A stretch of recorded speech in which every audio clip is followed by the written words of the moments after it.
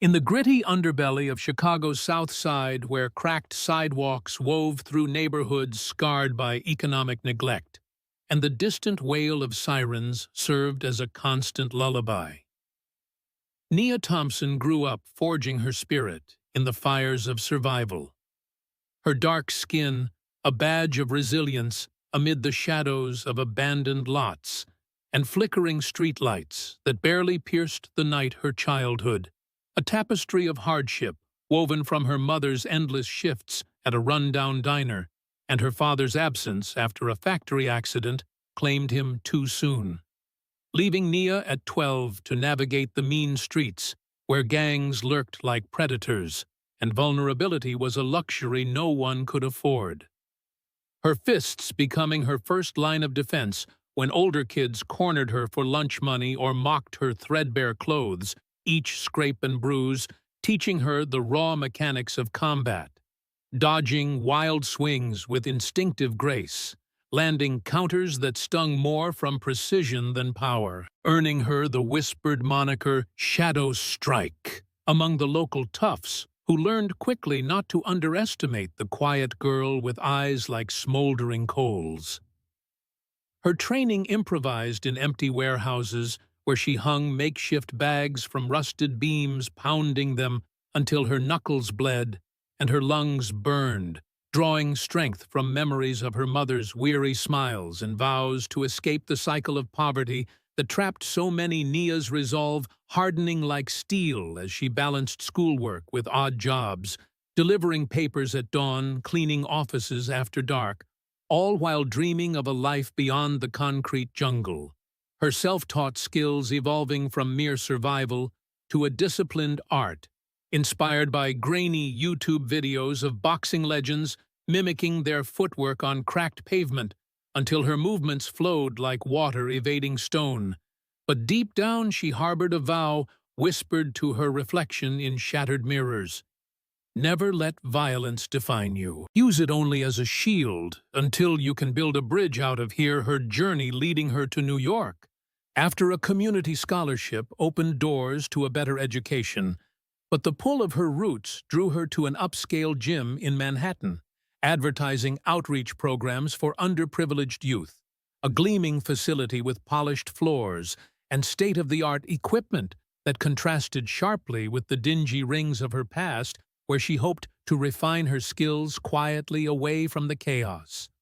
But fate had other plans as she stepped inside clutching a faded flyer, her worn sneakers squeaking against the pristine mats, drawing sneers from the elite clientele who paid exorbitant fees for private sessions, and there, dominating the space with an aura of unbridled arrogance, stood Lauren Hayes, the 28-year-old reigning women's boxing champion whose sculpted physique and string of knockouts had made her a media darling. Her fair skin flushed from a recent spar, her blonde ponytail swinging as she shadowboxed with ferocious intensity, her reputation built not just on titles but on a toxic brand of superiority flaunted in viral posts where she boasted about crushing the weak and dismissing challengers as beneath her pedigree. Her wealth from endorsements allowing her to lord over the gym like a queen, her eyes narrowing as they landed on Nia, a newcomer whose humble attire and unassuming presence screamed outsider. In this temple of privilege, Lauren's voice, cutting through the hum of punching bags like a whip. "What do we have here? Looks like the charity case wandered in from the wrong side of town." The words laced with venom that drew chuckles from her entourage of fellow fighters, all toned and tattooed women who echoed her elitism. Nia's cheeks burning not from embarrassment, but from a familiar rage at being judged by her appearance, her blackness and poverty weaponized against her as Lauren circled closer. "This isn't a soup kitchen. Sweetheart, we train real champions here, not street rats, hoping for a handout." The gym falling silent as onlookers paused their workouts, some uncomfortable, but none intervening. The owner, Marcus Hale, a grizzled veteran coach with a no-nonsense demeanor and a history of mentoring underdogs, emerging from his office with a stack of forms, his voice booming. "That's enough. Lauren, this program's legit, and Nia's on the list, vetted and ready." But Lauren's smirk only widened her ego. Inflamed by the challenge to her dominance. "Oh, really? If she's so ready, let's see it step into the ring with me to prove you belong or crawl back to whatever hole you came from." The taunts escalating to outright racism as she sneered, "Bet you learned to swing from dodging bullets in those hoods, huh? Think that makes you tough enough for my world." Nia's blood-boiled memories of her mother's sacrifices, flashing endless nights, sewing clothes to afford food, the pride in her eyes when Nia promised to rise above, and her Uncle Jamal, a former boxer, who had escaped the streets only to lose his leg in a senseless brawl. His visits filled with tales of regret. "Don't let anger drag you down. Kid, fight smart, not hard." His words echoing as she clenched her fists. The internal conflict raging, honor her vow to leave violence behind, or defend her dignity against this blatant scorn. The gym's tension thickening as whispers spread, some rooting for the underdog. Others betting on Lauren's quick demolition, Marcus stepping in with concern. "Nia, you don't have to. This isn't what the program's about."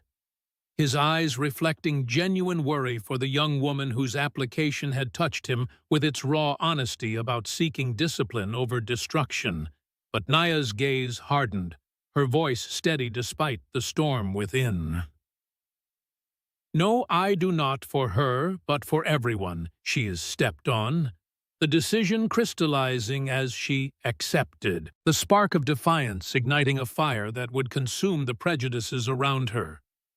Lauren's laughter ringing out like a challenge accepted, oblivious to the storm she had unleashed.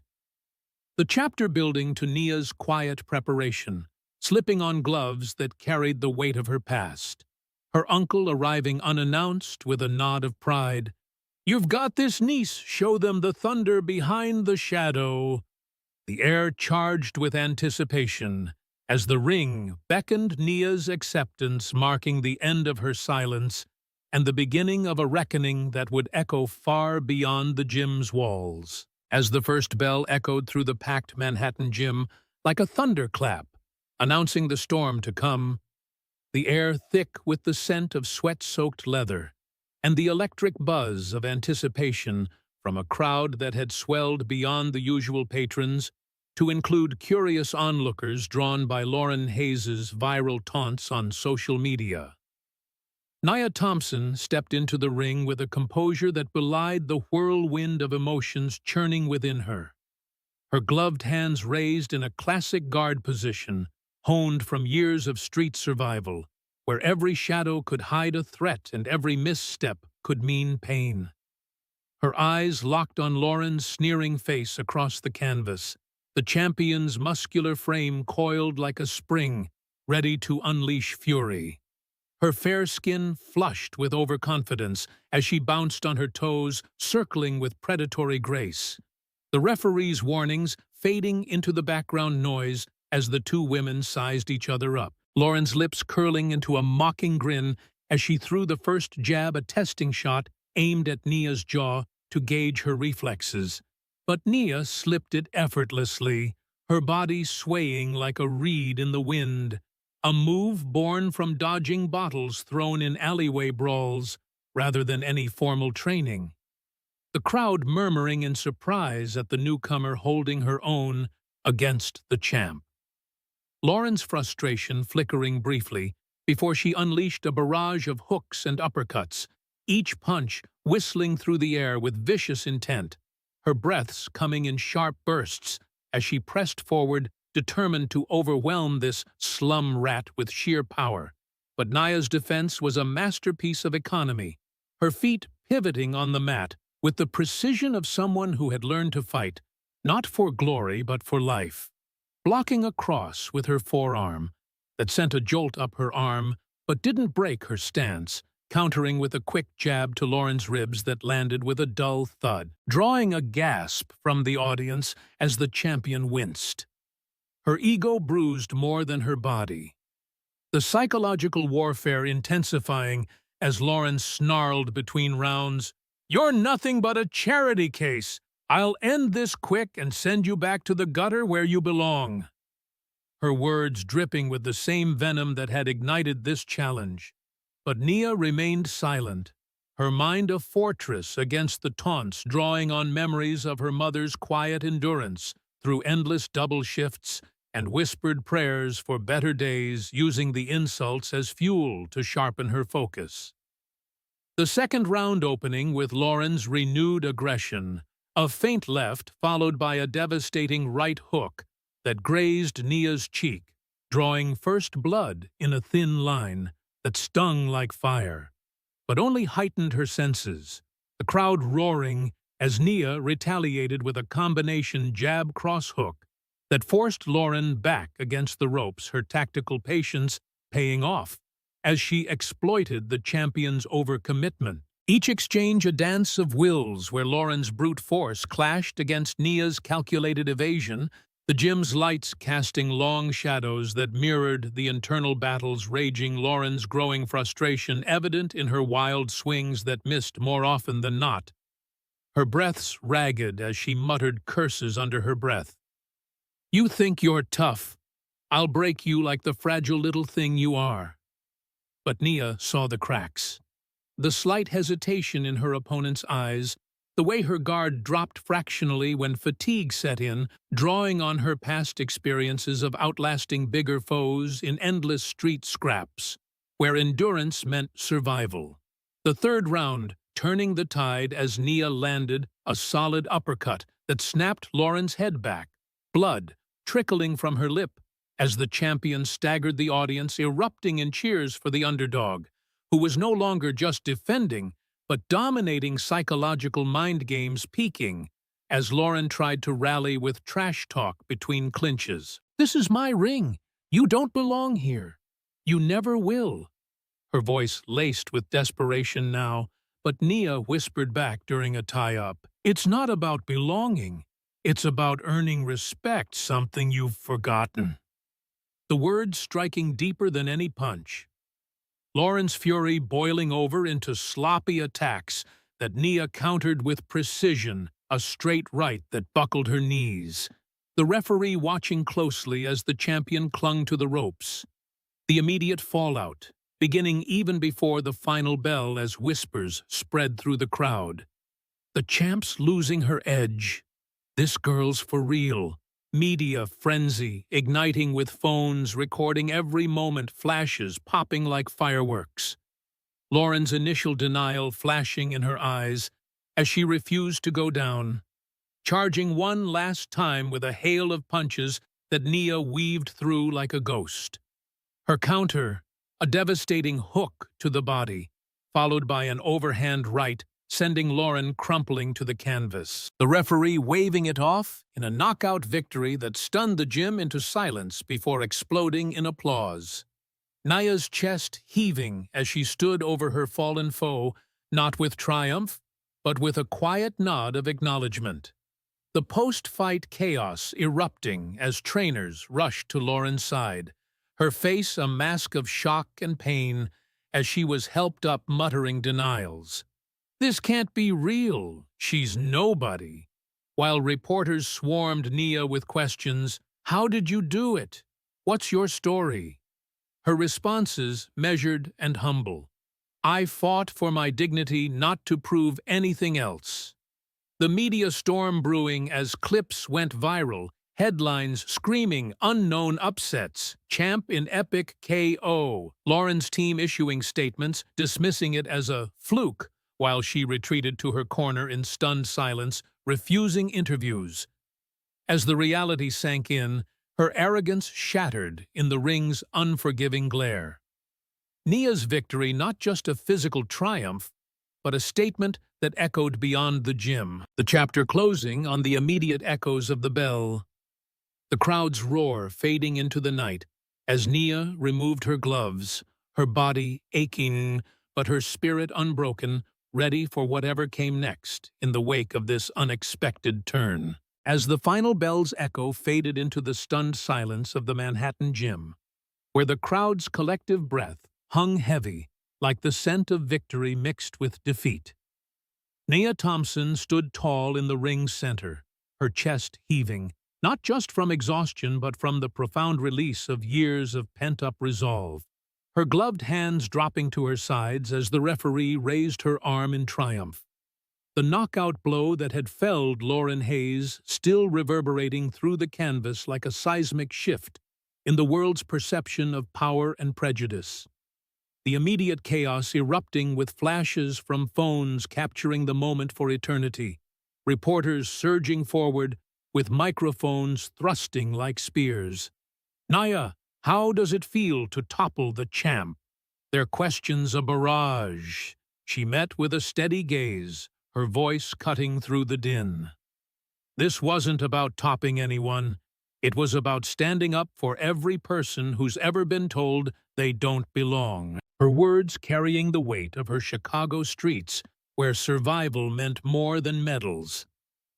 The gym owner, Marcus Hale, rushing to her side with a towel and a proud grin. "You did it! Kid showed 'em what heart looks like." His veteran eyes glistening with the rare emotion of witnessing true justice in a sport often tainted by ego, while Lauren's corner buzzed with trainers reviving her, her dazed expression, a mask of disbelief as she was helped to her feet, muttering denials that dissolved into the roar of applause.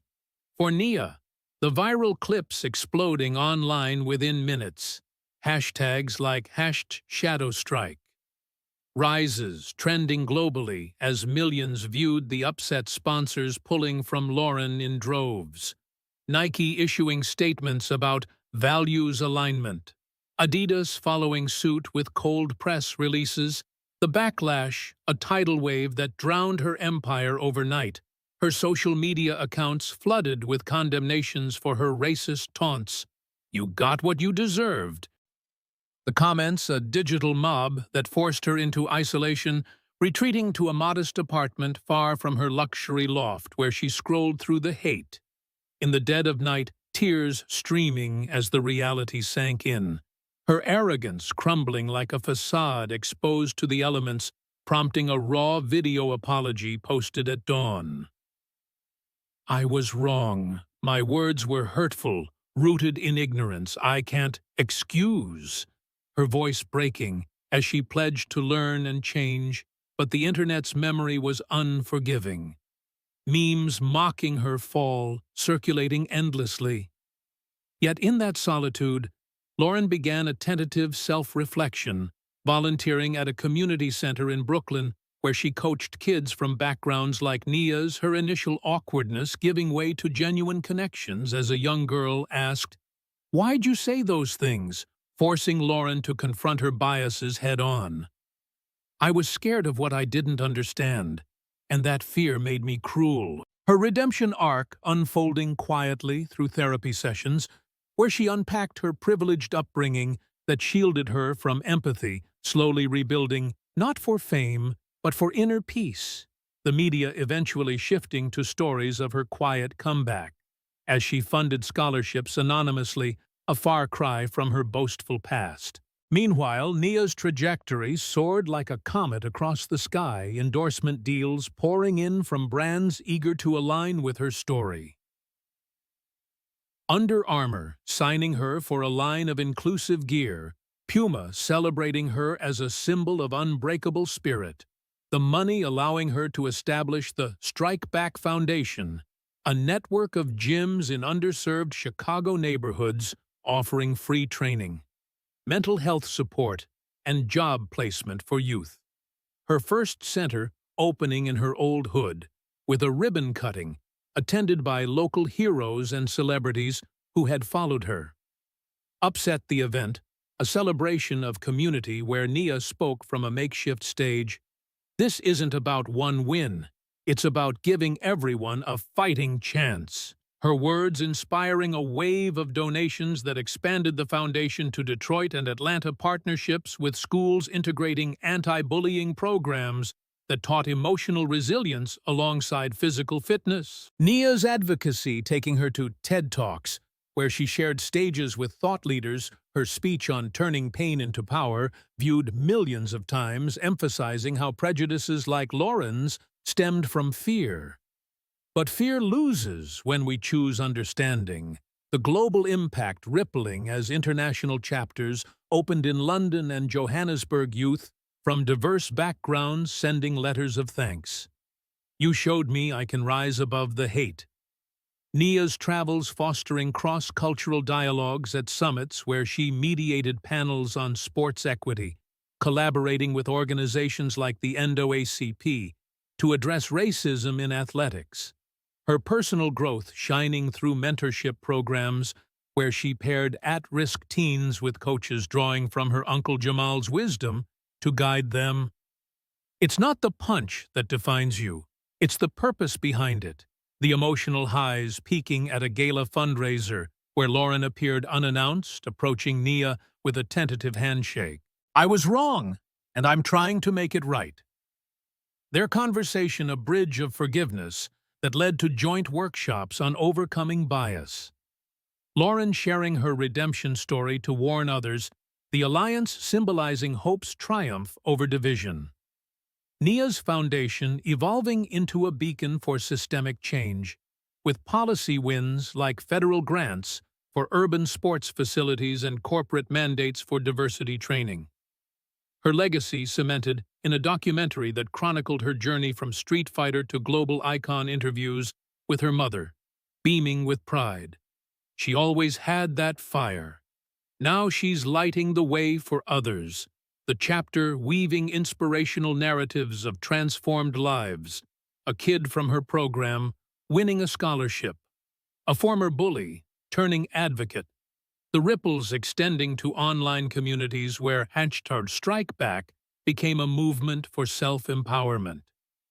Nia's quiet evenings with family grounding her amid the whirlwind. Vin Diesel-like figures in her life, though not named, offering sage advice on staying true, the soul of her story resonating as a testament to how one act of defiance can spark widespread healing. The chapter closing on Nia overlooking the city from a rooftop. Her eyes forward. We've only scratched the surface. True, change is a marathon, not a sprint. Her unbreakable spirit, a guiding light for generations to come.